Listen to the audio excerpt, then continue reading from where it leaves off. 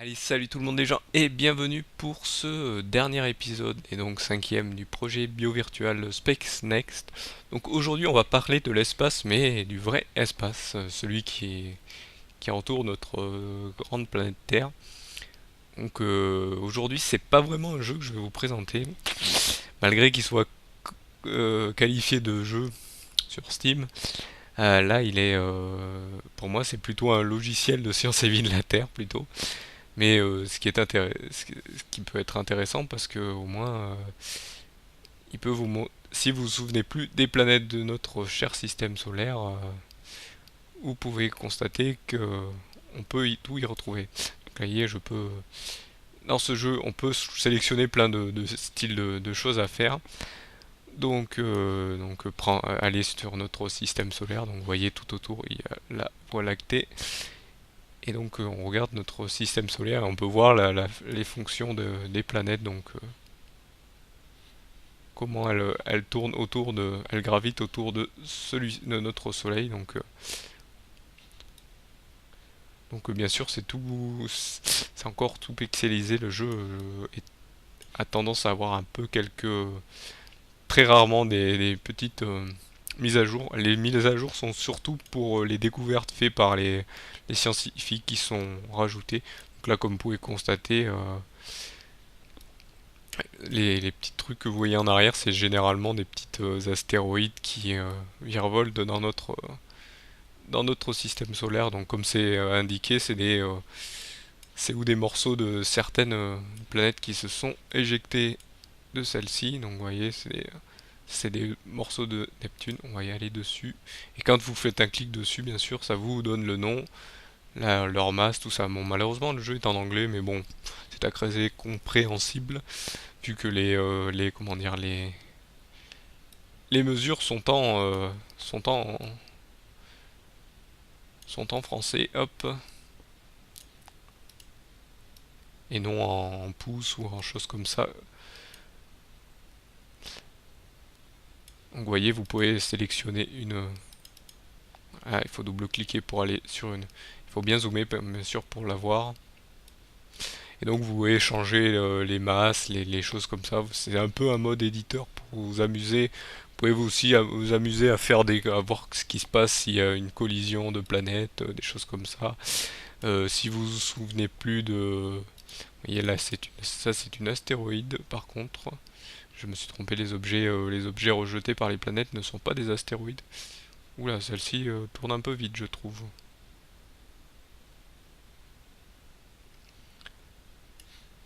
Donc là vous avez Pluton. On va y aller, on va prendre sa direction. La planète la plus lointaine, qui soi-disant n'est plus une planète, mais bon, n'est plus considérée comme une planète. Ah, une petite erreur. Ça s'est mis à tourner trop vite. Hop, vous voyez, dès qu'il y a une erreur, ça plante, mais ça fait pas planter le jeu, ça fait planter ça fait pas planter le système, ça fait juste planter le jeu et vous pouvez repartir. Donc voilà, vous pouvez bien sûr sélectionner la vitesse d'avancée. Donc 2 minutes, c'est les vraies 2 minutes. Donc la vitesse en 2 minutes que met la Terre pour tourner autour du Soleil, donc en 2 minutes. Donc vous voyez, allez, on va aller voir, on peut zoomer encore. Donc là vous voyez, je suis du côté non éclairé et là éclairé. Donc là on voit que c'est bien fait. Donc comme j'ai dit, il y a un mode éditeur où vous pouvez créer vos effets. Donc je n'ai pas trop touché à ce jeu parce que voilà, là, je préfère vous montrer juste le mode normal où on peut vérifier. C'est surtout si vous avez des problèmes avec certaines planètes. Moi, c'est surtout pour je pense que là, je pense qu'on peut les activer pour, pour, euh, pour voir les satellites les satellites de certaines planètes. Par contre, Saturne, je pense que ils ont oublié son anneau. Je pense qu'on peut l'activer. Je vais voir si on peut l'activer. Ah oui, on peut les activer apparemment. Non, ça c'est sans. Non, ça c'est pas sans. Ça c'est son axe, pour vérifier son axe. Je vous dis, il y a des trucs que je ne connais pas, mais bon, je sais que des fois il est pas cher sur Steam, et donc si vous avez des soucis, et si des fois vous êtes un peu, vous aimez un peu la science, hop, vous pouvez un peu regarder ceci, et donc en plus ça vous indique, ça vous donne toujours les indications un peu de ce qu'est fait cette planète, du moins ce que les scientifiques ont découvert dessus. Donc là nous avons encore Neptune.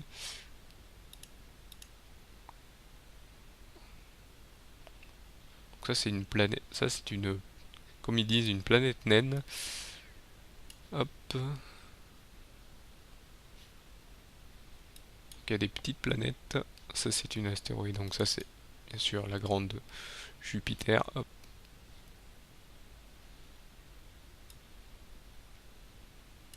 Bien sûr, on peut sélectionner de tourner autour ou de... voilà, il faut pas trop cliquer parce que sinon on peut prendre le tournis vite fait parce que hop, ça se focus sur ses pôles et donc vous tournez avec la planète. Donc le trait que vous pouvez constater, donc c'est son axe par rapport au Soleil et comme on peut voir, hein, les distances sont bien calculées.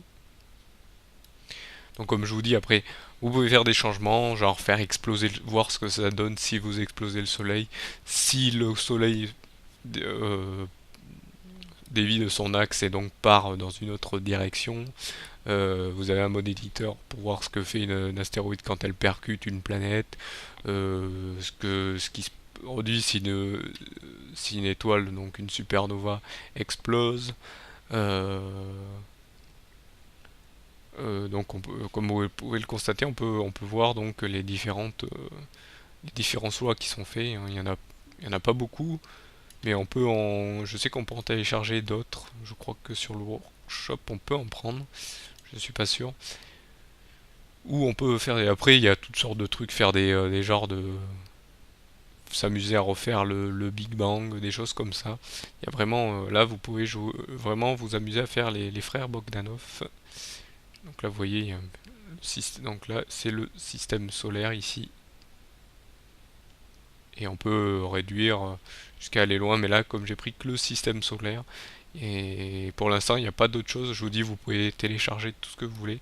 J'ai pas trop touché, mais bon je voulais quand même en parler parce que je le trouvais très intéressant, surtout au niveau si vous voulez si vous savez pas quoi faire et que vous voulez faire une petite explosion de planète, vous amusez à vous amusez à voir ce que donnent les recherches scientifiques, parce que je vous dis, il est souvent mis à jour justement pour si une planète est découverte, si une est découverte, pardon, si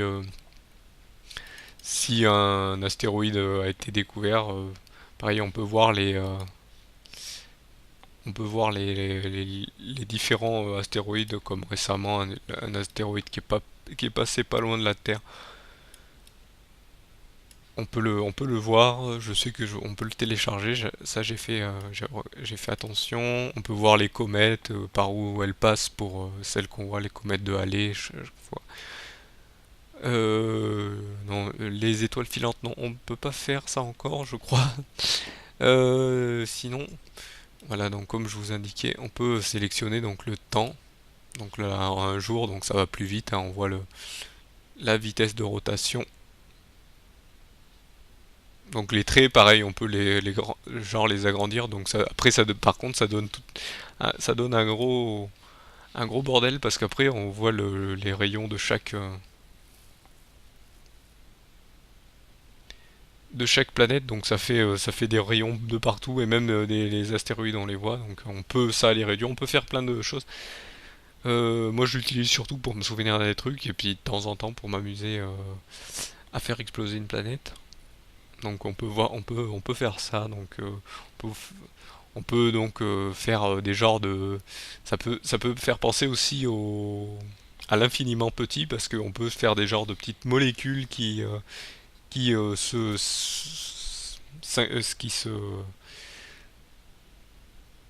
comment dire qui s'incrustent, qui se collent entre elles et donc ça peut ça peut être très sympathique. Donc je pense que niveau jeu, c'est surtout au niveau de l'éditeur où on peut refaire, changer les choses. Je vais tenter de faire un truc sur le soleil.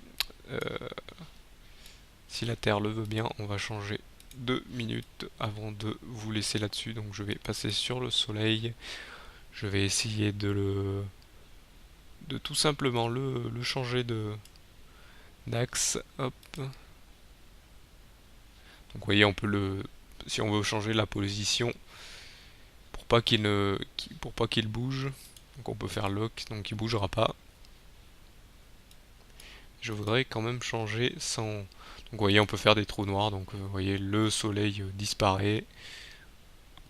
Et donc les autres planètes se refroidissent, dont la Terre. On peut le faire exploser, donc light pulse. Voilà.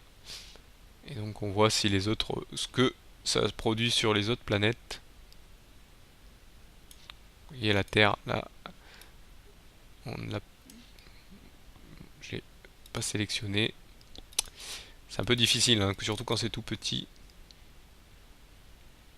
Vous voyez la Terre est complètement dans le noir, vu que le soleil n'existe plus.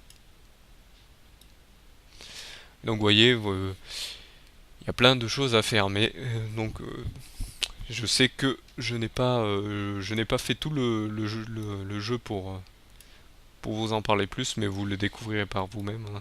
Moi, niveau anglais, j'ai pas beaucoup de facilité, mais je voulais quand même vous en parler pour que vous puissiez découvrir plus ou moins ce logiciel. Je dis jeu, mais c'est plutôt un logiciel qui est plus ou moins mis à jour très rarement. Donc voilà. Donc je vous remercie de m'avoir suivi pour ce dernier épisode du projet BioVirtual et je vous donne rendez-vous donc à un prochain. Allez, salut à tous.